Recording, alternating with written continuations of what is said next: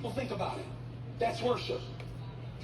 When you give up what people think about it, and you get serious about what God has said about it, that's worship. Some of us cannot move forward in strength because we are stuck in status.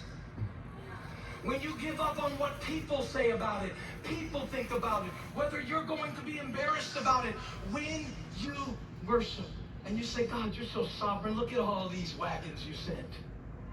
I'm telling you, if you want to get from weakness to strength in your spirit this week, start counting wagons. Instead of telling them how much it weighs, start thanking them for wagons. Look at what you've done for me, God. Look at what you've brought to me, God. Look at how you've helped me. And the Lord said, Jacob, Jacob, I am God. I know this isn't the same way that your fathers went. I know this isn't the same strategy that they had, but I'm the same God. So do not be afraid to go down to Egypt. Cool. Now, I don't know what you need to put in that sentence, but leave it up there. Do not be afraid to. There are two specific times in Scripture that God says specifically what not to be afraid of.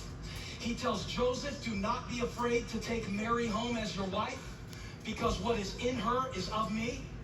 And he tells Jacob, do not be afraid to go to Egypt. Even though it seems dangerous, even though it seems risky. Remember, I'm not telling you to start a hair salon. Egypt does not represent just whatever thing you want to do. It is what God has called you to do, that you are afraid to do, that you are unfamiliar with. Do not be afraid to do it. Watch this. For there, in the unfamiliar place, cool. There, in the place nobody in your family has lived in before, there, in the place where you thought Joseph was dead, but he's actually waiting for you, there I will make you into a great nation. Verse 4, I myself will go down with you to Egypt, to the hospital, into your senior years, into the 9th grade. I myself, God says, will go down with you. In other words, I'm going to lighten your load.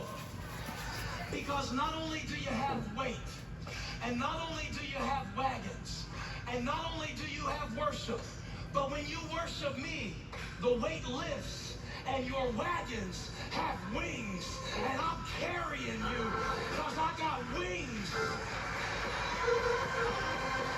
I put wings on your wagon. I put strength in your weakness. I put a